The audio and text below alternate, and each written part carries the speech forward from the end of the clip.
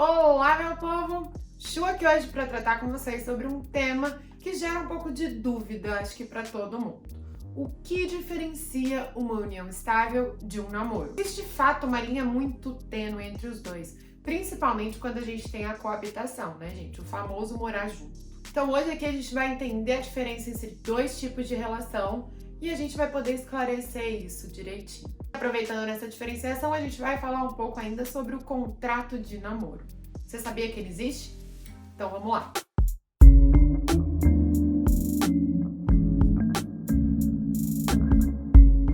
Bom, é verdade, meus pequenos gafanhotos, que o que diferencia essas duas relações são as consequências depois do término. Isso porque existem coisas que se aplicam à união estável que não se aplicam ao namoro, porque a união estável é equiparada aos efeitos do casamento. Mas vamos começar pelo começo então. O que seria o namoro, Chuchu? Mais importante do que o que seria o namoro, o que diferencia ele da união estável? Bom, as duas relações possuem critérios e requisitos comuns. Eles caracterizam então pela convivência pública, contínua e duradoura, mantida entre duas ou mais pessoas, se a gente levar em conta aquelas relações mais modernas e complexas que envolvem um número maior de pessoas. Mas aqui a gente vai até o relacionamento entre duas pessoas, ok? Bom, mas além desses três critérios, a união estável possui um critério a mais. Então, ele é constituído pela relação pública, contínua e duradoura, com o intuito de constituir família. Então, o que diferencia a união estável do namoro é esse intuito de constituir uma família. E você pode ver que é um critério bem difícil da gente analisar na vida prática. Bom, a gente pode ver então que o que diferencia os dois não é o fato de morar junto, não é o tempo do relacionamento.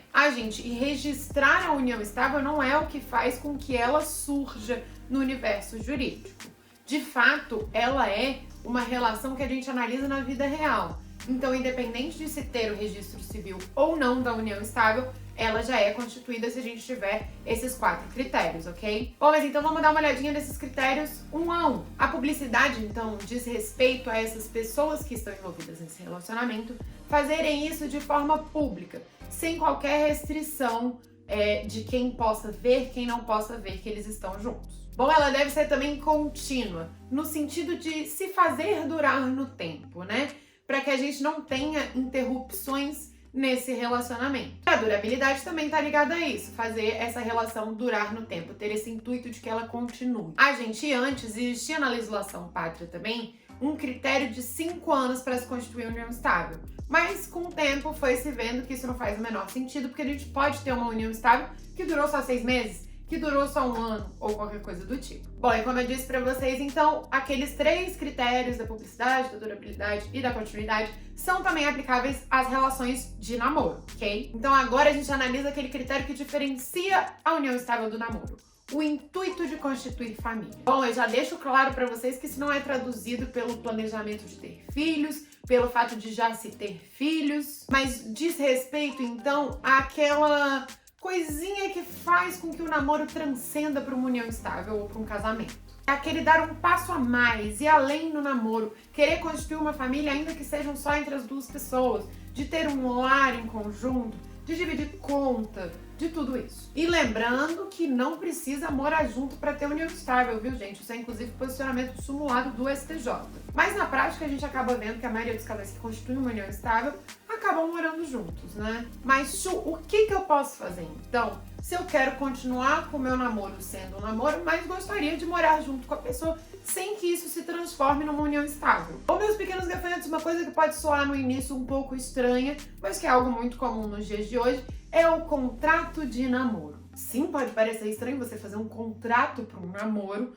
mas é uma solução prática para quem tá indo morar junto e não quer que aquilo ali se transforme numa união estável por conta dos efeitos que tem depois no futuro término, qualquer coisa do tipo. A título de exemplo, uma das coisas que poderia acontecer se fosse uma união estável é a divisão de bens na partilha, né? Então, porque a equiparação entre a união estável e o casamento. Tacho, mas como saber então que o meu namoro passou para uma união estável se eu não tenho um contrato de namoro? Se o único critério que diferencia os dois é esse intuito de formar uma família, a gente tem a passagem do namoro para a união estável quando se cria esse objetivo, quando se tem essa vontade de estabelecer uma relação conjugal. E lembrando que essa vontade tem que ser dos dois lados, ok? Para que a gente tenha a união estável constituída. Não adianta um ter uma expectativa de formar uma família, o outro não. Por isso que é sempre legal a gente manter tudo bem clarinho, fazer um contrato de namoro ou qualquer coisa do tipo. Esse contrato de namoro serve então para a gente estabelecer ali os critérios dessa relação e deixar bem claro que aquilo ali não vai ser uma união estável e não tem efeitos equiparados ao do casamento. Aí você pode colocar nas cláusulas diversas regras do próprio relacionamento, questão de despesas, se for morar junto, IPTU, tudo isso você pode colocar ali, tá? Então esse contrato de namoro nada mais é do que uma declaração que essa relação vai continuar um namoro e não vai evoluir para uma união estável, para um casamento, ok? Gente, existe ainda, além do contrato de namoro, o tal do contrato de coabitação, que trata especificamente das regras de divisão do lar, divisão de contas e afins. E declara também que aquele fato das pessoas estarem morando juntos não constitui uma união estável. Bom, uma coisa bem curiosa que eu vi que chamou bastante atenção numa caixinha de perguntas que eu abri lá no Instagram sobre os mitos e as verdades do direito foi o fato de uma pessoa que ainda é casada no papel, que ainda é civilmente casada, constituir uma união estável. Mas eu vou explicar aqui pra vocês como isso funciona, tá? Não se desesperem, não se descabelem, tá tudo bem. Isso acontece quando a gente tem uma pessoa separada de fato. Ou seja, na vida real, na vida prática, ela já não está mais casada, não mora mais junto, não tem mais aquela relação conjugal. Então essa pessoa que está separada de fato pode sim constituir uma união estável. Mas Ju, você pode dar um exemplo para ficar um pouquinho mais claro? Bom, vamos supor então que o seu João e a Dona Maria foram casados por 8 anos, no papel tudo normal. Mas há 2 anos eles não possuem mais uma relação conjugal. Eles não moram mais juntos, eles não dividem contas, não possuem qualquer tipo de relação. Mas ainda se encontram casados no papel porque não entraram com pedido de divórcio, separação, qualquer coisa do tipo. Tanto o seu João como a Dona Maria podem constituir uma união estável com outras pessoas, sem qualquer problema. E não, gente, isso não vai constituir bigamia, porque a separação, de fato, ela já é um tipo de separação.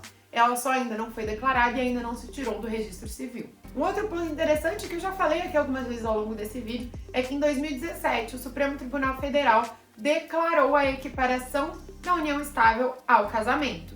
Isso tanto para efeitos de partilha, como para todos os outros efeitos civis. Então, hoje, dentro do processo de sucessão, a gente tem uma equiparação entre o cônjuge e quem tem a união estável. E lembrando que quando não se estabelece o regime de bens entre as pessoas, a regra é a comunhão parcial dos bens.